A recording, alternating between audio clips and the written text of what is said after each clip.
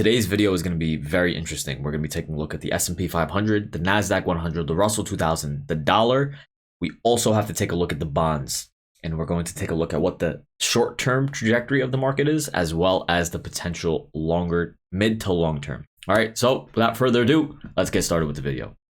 All right, so number one, let's zoom out and let's take a look at what the seasonality for the SP 500 is for this month. So seasonality meaning what the average percentage gain or decrease is month over month. So this is a chart of the seasonality, and you can see that this is the monthly average for the S&P 500 over the past 20 years. So during the month of July is the second best performing month over the past 20 years. So you can see that there's been an average return of 2.2% during this month. You can take a look at this month. Clearly, we have a big rise. Okay. April is the best performing month, 2.2%. Okay. So clearly, July should be doing well. On a monthly chart, we should be positive for the month of July. Okay. So we just saw the seasonality chart, right? Now, this is the monthly chart of the S&P 500. We saw that July should be bullish, right? Currently on the S&P, we are down 1.07%, which means that for us to become green, we have to overcome that negative 1%, and then we become green afterward. So the odds of us bouncing and becoming positive are very, very high. And currently we're negative for the month. So dips, according to seasonality, are good buying opportunities, in my opinion, on the S&P. Okay. So now we just zoomed out very, very simply. The S&P should be green this month. Currently we're red. That's all we're looking at. Okay. So now let's take a deeper dive on the day-to-day. Okay. So now there's nothing going on Monday or Tuesday. There's not that much important news, right? But then Wednesday, we have CPI data coming out, which means that holding something overnight on Tuesday is going to be a bit more difficult. And then again, we have PPI data coming out on Thursday morning. So both of these days, holding something overnight is going to be a bit more risky. Okay. So there's that. This is the macro news for the week. This is forexfactory.com. Next, let's take a look at the earnings. So also we have to keep in mind earnings reports for this week. So you can see that this week we have, towards the end of the week, we have earnings for major banks. So we're going to get the JP Morgans, United Health Group, things that are in the IWM, things that are economically sensitive stocks. So we have Citigroup, Wells Fargo, BlackRock, State Street are reporting earnings towards the end of the week. And then more economically sensitive stocks here, Delta, Progressive, various different airlines and things like that towards the end of the week. But in general, sort of a dry week in terms of earnings until Thursday. All right, so now that we've painted a nice little picture, you guys understand in the short term and during this month, the S&P should be green. You guys understand all that stuff. We painted a nice little picture, okay? Now, before we even take a look at the chart of the NASDAQ, anything else, the most important thing that I want to take a look at right now is the 30-year bonds. So the bonds are very, very relevant because the bonds have a correlated relationship to the market generally, okay? And especially when they are very, very overextended to the upside or the downside, there is generally a movement alongside with the stock market. So right now, once again, the bonds have a correlated relationship to the market. It's not perfect, but especially when they are this extreme, they are a bit more correlated. Okay, so right now we can see that the bonds opened and closed outside of the lower level of the Bollinger Band. The Bollinger Band tracks the standard deviation, the positive and negative standard deviation away from the 20 exponential moving average. So mathematically, when the bonds are trading this overextended to the downside, it should be bouncing back up, okay? Because mathematically, when something is trading outside of the lower or the upper standard deviation, it should return back into the mean, all right? So the bonds, we should be getting a bit of a bounce on the bonds. That is my thesis, okay? And when we take a look at what happens to the S&P when the bonds are like this as well. So once again, very simply, if the bonds are overextended to the downside, And if we get a reversal to the mean, my thesis is that any dip that we get in the S&P are good buying opportunities, because the bonds and the stock market will end up moving in the same direction in the short term. Okay, especially at extremes. This is an extreme. Okay, clearly these past few days the market, it was not as bearish as the bonds were, right? But at extremes, that's when things work more correlated. So what I want to look at with you guys is what happened to the S&P when the bonds were this overextended and we have like a bounce. So we're just simply going to take a look at what happens when we're opened and closed outside of the lower Bollinger Bands to the S&P. So the orange line is the S&P, right?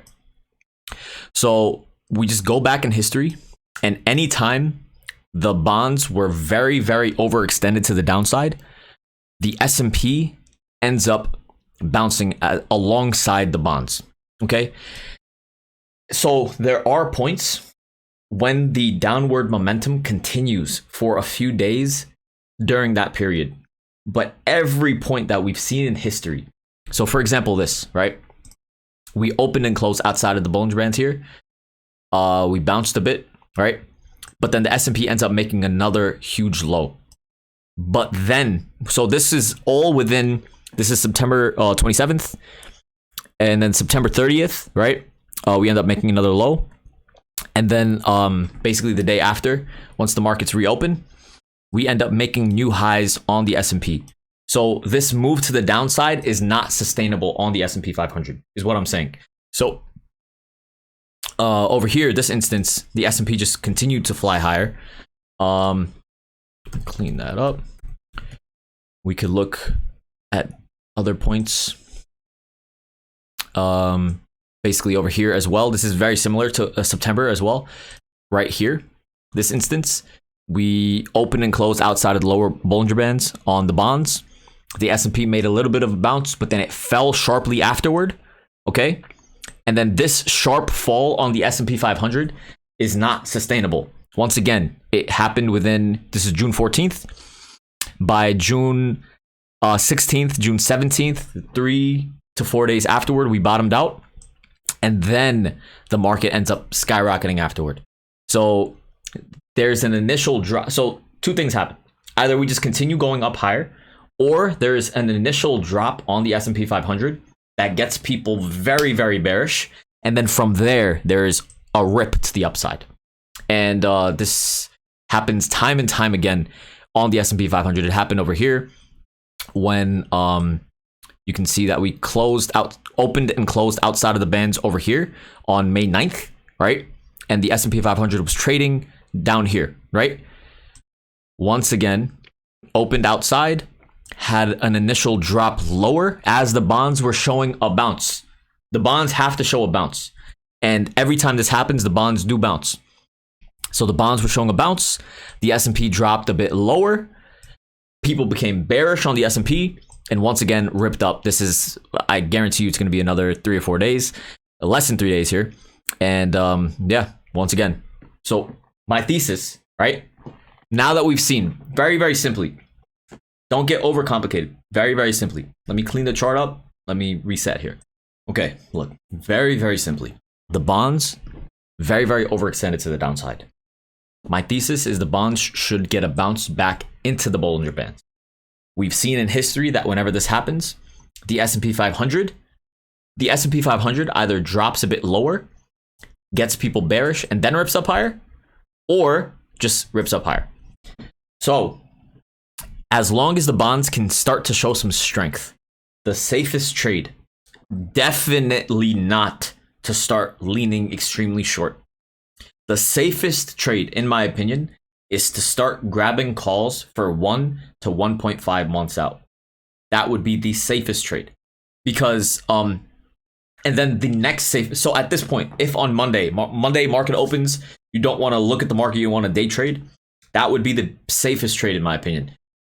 And then if the bonds are showing a lot of strength and the S&P dips, then it's a great opportunity. We've seen multiple times so far the correlation between the bonds and the SPY price, the S&P 500 price, that when the S&P 500 does drop lower, that's an amazing buy opportunity because within a few days, we end up getting a bounce. So then at that point, if the S&P drops dramatically while the bonds are rising, then we could be a bit more aggressive with the strike price expiration date of the options, or just going long in general. And that is really my thesis heading into the next few days, at least for the next week or two.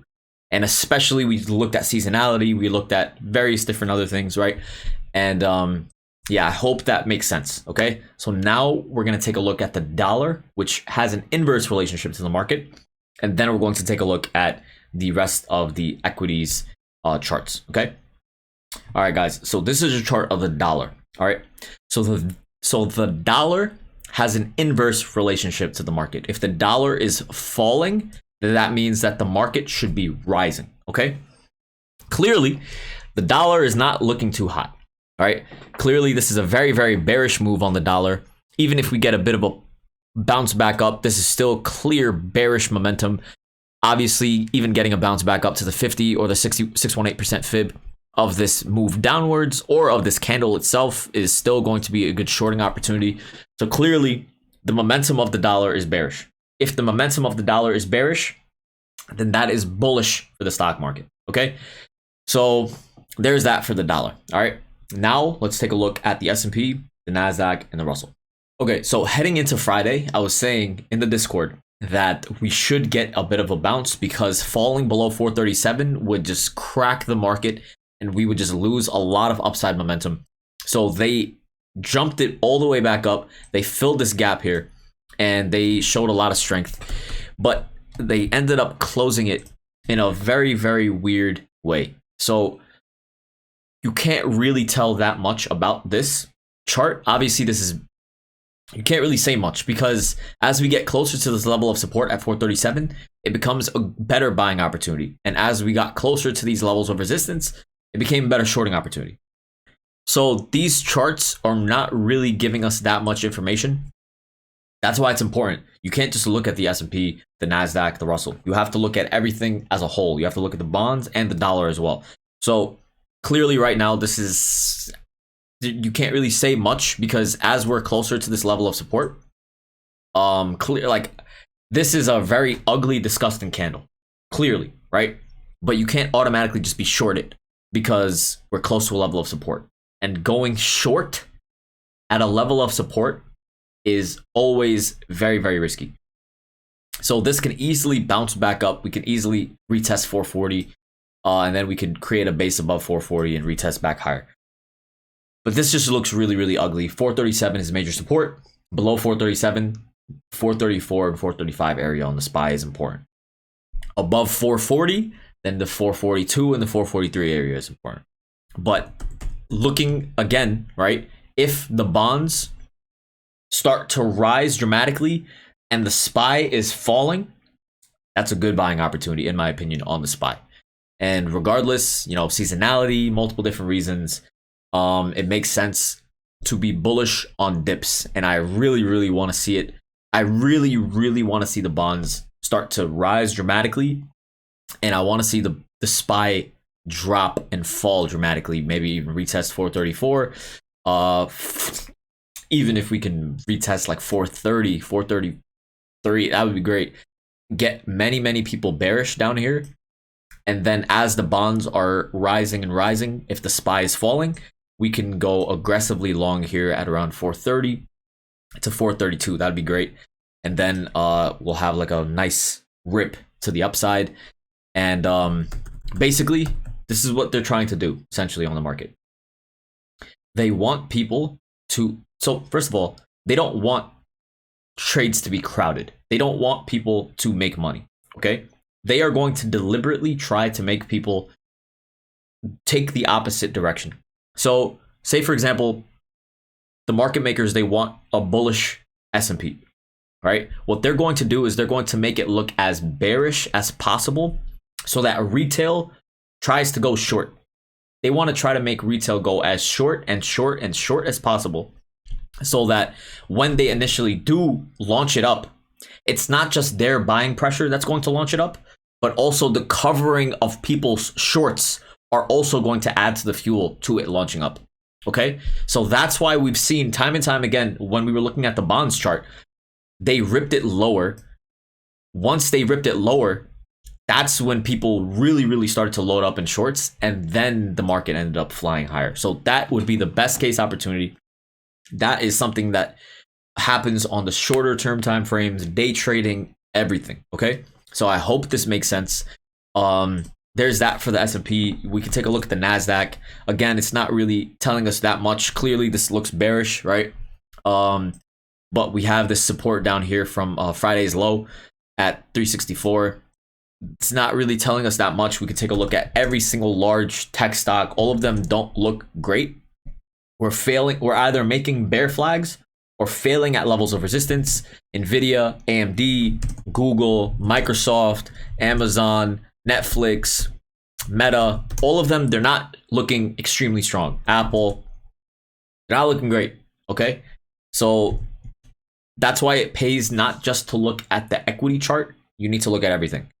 And once again, you know, we have IWM earnings coming in at the end of the week. So if we get a run up into earnings, like for the bank stocks, you know, because we're going to have JP Morgan, Citibank, Wells Fargo, BlackRock, and State Street. If that ends up happening, the IWM is going to get some love.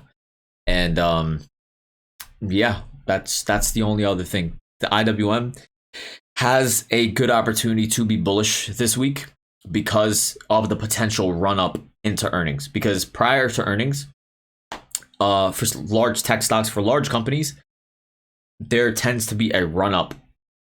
Like heading into that earnings date, the price can start to rise. So if the price starts to rise, then the IWM is going to get the most love. But of course, we need to see what ends up happening with the bonds. But yeah, let's just take it one day at a time. That is my thought process. If we get a big drop in the S&P, then those dips are for buying, and that would be really great.